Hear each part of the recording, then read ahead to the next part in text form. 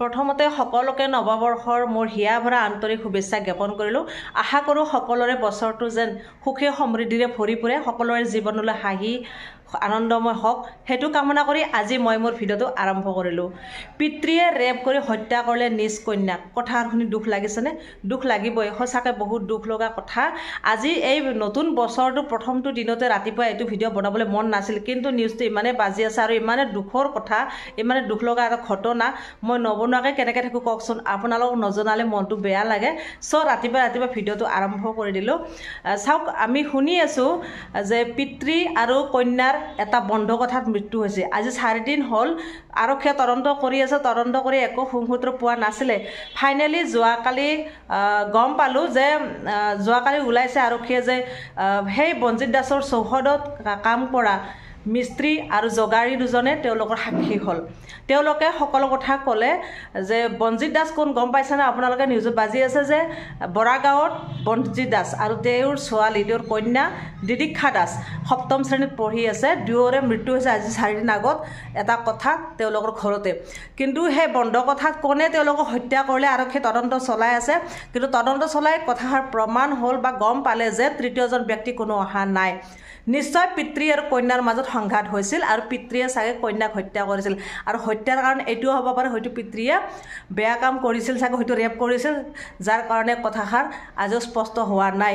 হয়তো সেইটোৱে সম্ভৱ। এতিয়া ৰাইজে সেইটোৱে মানি লৈছে আৰু বা ভাবিছে, মনত এটা ভাৱ আহিছে যে তেনেকুৱা কিবা ঘটনা ঘটিছে, যাৰ কাৰণে পিতৃয়ে কন্যাক হত্যা কৰিলে আৰু শেষত তেওঁ তেখেতে নিজকে মৃত্যুক সাৱটি ল'লে।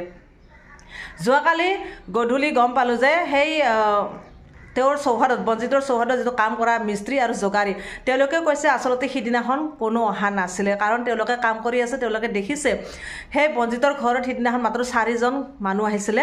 প্ৰথম আহিছিল বনজিতৰ ককায়েক আৰু তেওঁৰ ড্ৰাইভাৰজন আহিছে। তেতিয়া বনজিৎ ওলাই আহিছে, ঘৰত কাকো সোমাব দিয়া নাই, কোনো ব্যক্তিক সোমাব দিয়া নাই। বনজিৎ ঘৰৰ পৰা ওলাই আহিছে, ওলাই আহি বাহিৰতে কথা পাতিছে। কথা পতাৰ অলপ দেৰি কথা পতাৰ পিছত তেওঁলোক গুচি গ'ল। তাৰে পিছত আহিছে এজন মেডিকেল ৰিপ্ৰেজেণ্ট আৰু তেওঁ আহিল আৰু তেওঁ অহাৰ পিছতো বাহিৰতে কথা পাতিলে, কথা পাতি তেওঁকো বিদায় দিলে। তাৰে পিছত আহিছে এজন ওচৰৰ ব্যক্তি, ওচৰ চুবুৰীয়া, আৰু সেই তেওঁৰ লগতো বাহিৰতে কথা পাতিলে বনজিৎ দাসে। যেতিয়া কোনোবা আহে ঘৰৰ পৰা ওলাই আহি বাহিৰতে কথা পাতে আৰু বাহিৰত কথা পাতি মানুহখিনি বিদায় দিয়ে। কিন্তু সেই ওচৰৰ মানুহজনে এটা লক্ষ্য কৰিলে যে বনজিৎ দাসৰ গাত তেজ লাগি আছিল আৰু সেইটোৱে হ'ল তেওঁৰ লক্ষণীয় কথা। আৰু তেতিয়া ওচৰৰ মানুহজন যেতিয়া গুচি গৈ সেই বনজিৎ দাসৰ ৱাইফ অৰ্থাৎ দিদীক্ষাৰ মাতৃ তেওঁ গৈছিল মাকৰ ঘৰলৈ আৰু তেওঁক সেই ওচৰৰ ব্যক্তিজনে ফোন কৰিছিল।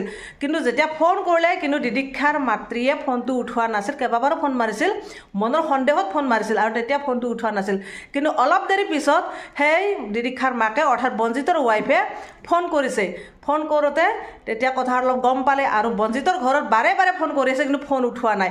ফোন নুঠোৱাৰ কাৰণে ওচৰ চুবুৰীয়াক ফোন কৰি জনালে আৰু ফোন কৰি যেতিয়া জনালে তাৰে পিছতে ওচৰ চুবুৰীয়া আহি দেখিলে যে ঘৰৰ ভিতৰত 2টা মৃতদেহ পৰি আছে। চাওক, এনেকুৱা এটা কথা হ'ব পাৰে নেকি? তাৰে পিছতে আৰক্ষীক জনালে ওচৰ চুবুৰীয়াই আৰক্ষীক জনাৰ পিছতে আজি 4 দিন হ'ল তদন্ত কৰি আছে। কিন্তু যোৱাকালি ফাইনেলি সেই জগালী আৰু মিস্ত্ৰীয়ে সকলো কথা কৈ দিলে, সকলো কথা পোহৰলৈ আহিল।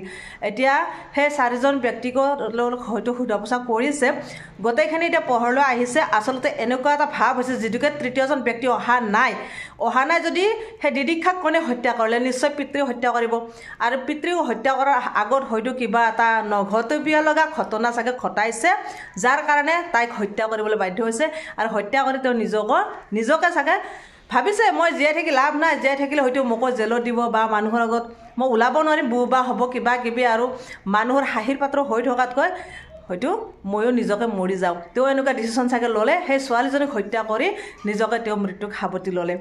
এনেকুৱা এটা ঘটনা যিহেতুকে তাত তৃতীয়জন ব্যক্তি সিদিনাখন অহা নাছিলে, নিশ্চয় ছোৱালীজনীক সম্ভৱ ৰেপ কৰিছে। এতিয়া মানুহৰ মনৰ ভাৱ আৰু এতিয়া আৰক্ষীয়ে কৈছে যিটোকে তৃতীয়জন ব্যক্তি অহা নাই, নিশ্চয় পিতৃয়ে ছোৱালীক হত্যা কৰিছে। কিন্তু এতিয়াও কথাষাৰ বহলাই ক'ব পৰা নাই, কাৰণ ফৰেনচিকৰ ৰিপৰ্টটো আহি পৰা নাই। যিটোকে ফৰেনচিক পৰীক্ষা নিৰীক্ষা কৰিছে, ফৰেনচিকৰ ৰিপৰ্ট অহাৰ পিছত সকলো কথা সাংবাদিকক জনাব, স্পষ্টকৈ ওলাব। কিন্তু মানুহৰ মনৰ ভাৱ বা আৰক্ষীৰ মনৰ ভাৱ সেইটোৱে যে পিতৃয়ে ছোৱালীজনীক হত্যা কৰিছে, তাৰে আগত হয়তো কিবা নঘটিব লগা বা নকৰিব লগা কাম কিছুমান কৰিছে যাৰ কাৰণে এনেকুৱা এটা সংঘাত হ'ল আৰু সেই সংঘাতৰ কাৰণতে দুয়োজনৰ মৃত্যু হ'ল গতিকে এই নিউজটো পোৱাৰ পিছত দুখ লাগে আজিৰ সমাজত এনেকুৱা এজন ব্যক্তি থাকিব পাৰে নে কাক বিশ্বাস কৰিব কওক সেই মাতৃগৰাকী কিমান বিশ্বাসত থৈ গৈছিল পিতৃৰ লগত নিজ কন্যাক গতিকে নিজ কন্যাক লৈ আৰু পিতৃৰ ওচৰত কি বিশ্বাস পাব মানুহে ওচৰ চুবুৰীয়া বা বেলেগ মানুহক বিশ্বাস নকৰোঁ নাই কিন্তু নিজৰ পিতৃকটো বিশ্বাস কৰা যায় আৰু সেই বিশ্বাসত থোৱা গৈছে আৰু বিশ্বাসৰ বলি হ'ল নেকি এনেকুৱা যাক বিশ্বাস কৰা যায় ৰক্ষকে ভক্ষক বুলি এষাৰ কথা আছে চাওক পিতৃক ছোৱালীজনীৰ লগত থৈ গৈছিল আৰু আজি কি গতি হ'ল এতিয়া সেই মাতৃগৰাকী নিজৰ কন্যাকো হেৰালে স্বামীকো হেৰালে এনেকুৱা বাৰু মানুহ থাকিব পাৰেনে আজিৰ সমাজ আজিৰ সভ্যতা মানৱৰূপী দানৱ এনেকুৱা হ'ব নাপায় নিজৰ কন্যাক সুৰক্ষা দিয়ে নিজ পিতৃয়ে কিন্তু সুৰক্ষা দিয়াৰ বিপৰীতে